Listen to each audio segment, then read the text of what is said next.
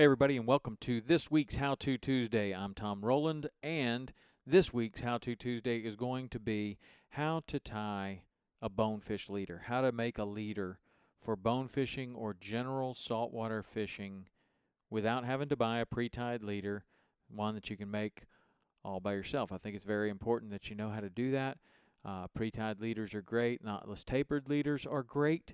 But you will be in a situation to where you will have to make your own leader at some point, or your leader will get so beat up that you will have to extend it out. And if you don't know the formula, you might run into a problem. Lefty Kreh, probably the most well-known fly fisherman we've ever had in our world, one of the nicest men that you would ever meet, and one of the great innovators of our sport, has a great formula. And this is how I tie all my bonefish leaders or general redfish leaders, general saltwater leaders. If you want a leader, this works for trout fishing. If you want a leader that is going to turn over well, this is it. So Lefty's formula, I call it the rule of halves. So if you want to have a 9-foot leader, which is your general leader length, that's about average. 9-foot leader, you're going to take your fly line. You're probably going to be working with somewhat of between a 6 and a 9 weight fly rod. The line these days, most of the lines come with a welded loop at the end. And so what we're going to do is we're going to find some fluorocarbon line or monofilament. I probably prefer fluorocarbon. And we're going to try to find something that is similar diameter and flexibility to your fly line. Pound test is not as important. The pound test is probably going to be somewhere around 50 with some manufacturers, 60 with other manufacturers. That is going to be similar in diameter to a 9-weight fly line. If you're with a 6-weight fly line, maybe it's 40, but what you're looking for is a similar diameter and a similar flexibility to your fly line. You're going to start out with 4 feet of that, and then we are going to tie a blood knot between that 4-foot section and the next 4-foot and the next section.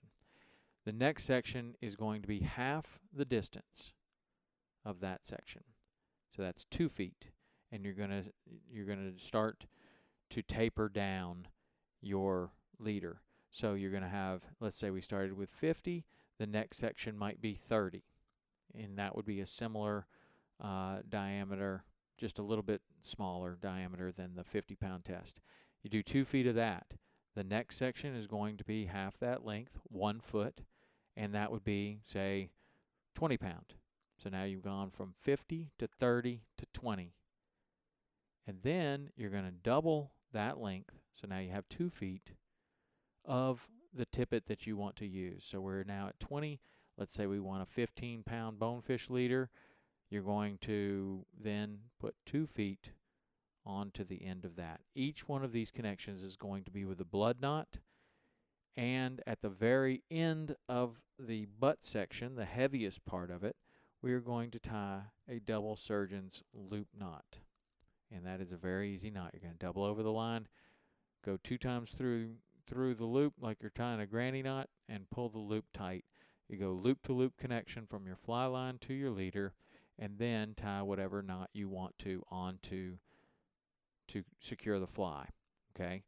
Now, if you wanted a little bit longer leader, let's go, for the sake of easy math, let's go with a 13.5-foot leader. You're going to start with a 6-foot section.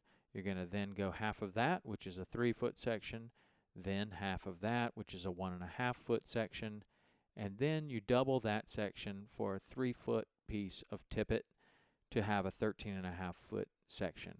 Again, you're going to taper down from the butt section to the tippet that you choose to fish with, and that is based upon the fly line, right?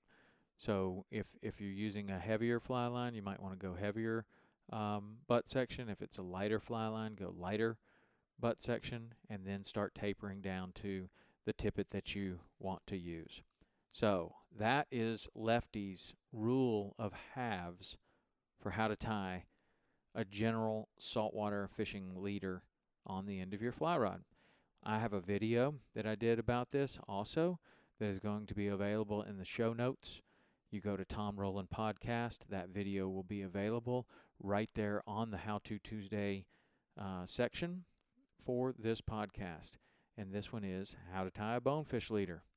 So, until next week, practice those knots, and I hope you catch bonefish. Later.